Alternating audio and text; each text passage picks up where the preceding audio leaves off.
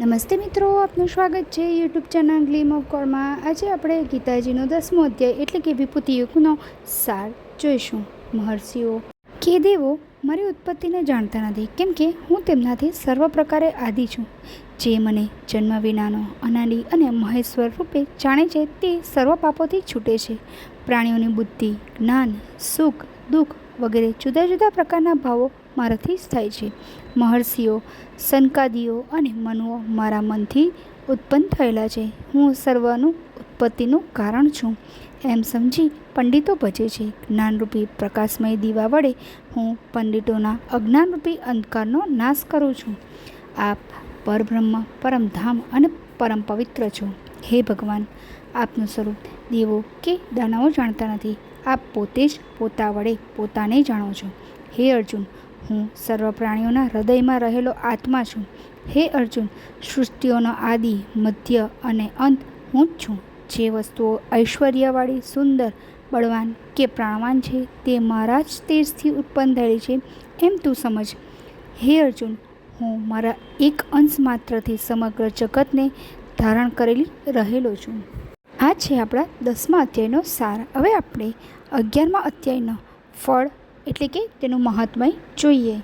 શ્રી મહાદેવજી પાર્વતીજીને કહે છે, હે દેવી, હવે તમે 11મા અધ્યાયનું મહાત્મય સાંભળો।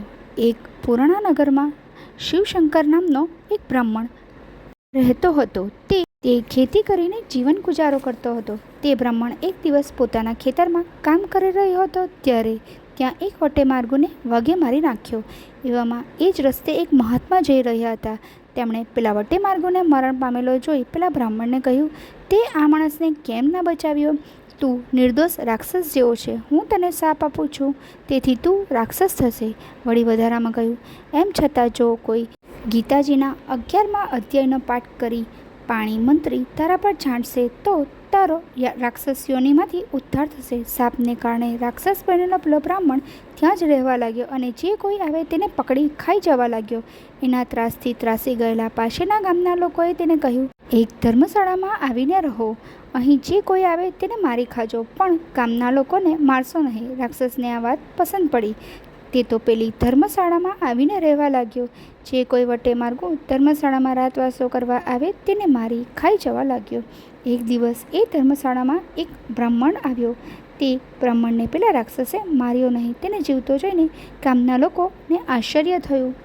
ધર્મશાળાના ચોકીદારે કાલાવાલા કરી પેલા બ્રાહ્મણને ત્યાં રહી જવા આગ્રહ કર્યો। બ્રાહ્મણ ત્યાં રહી પડ્યો। બીજે દિવસે પણ પેલો રાક્ષસ એ બ્રાહ્મણને ત્યાં અડ્યો નહીં, તે જીવતો રહ્યો। ત્રીજી રાતે ચોકીદારના છોકરાનો એક મિત્ર તે ધર્મશાળામાં ઉતર્યો।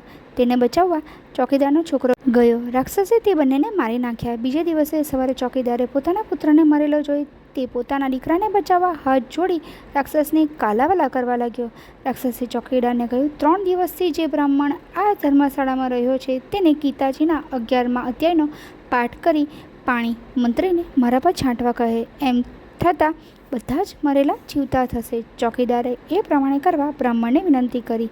બ્રાહ્મણે ચોકીદારના કહેવા પ્રમાણે કર્યું એટલે રાક્ષસ તેની રાક્ષસ યોનિમાંથી મુક્ત થયો અને જેઓને એ ખાઈ ગયો હતો તે બધા વિમાનમાં બેસી વૈકુંઠ લોક પ્રતિ જવા લાગ્યા। ચોકીદાર પોતાના પુત્રને વૈકુંઠ તરફ જતો અટકાવવા લાગ્યો। ત્યાં પુત્રે કહ્યું, બાપુ, સંસારમાં પુત્રનો સંબંધ અવિચળ નથી, એ તો નાશવંત છે। ક્યારેક હું તમારો પિતા હતો, ક્યારેક તમે મારા પિતા બન્યા છો।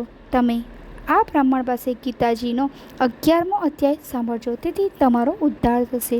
પાછળથી ચોકીદારે પણ ગીતાજીના 11મા અધ્યાયનો પાઠ સાંભળી વૈકુંઠ લોકને પામ્યો। હે પ્રભુ, જેવી રીતના તમે ચોકીદાર, રાક્ષસ તથા તેનો પુત્ર પર કૃપા કરી તેવી રીતે અમારા પર કૃપા કરજો। જય શ્રી કૃષ્ણ।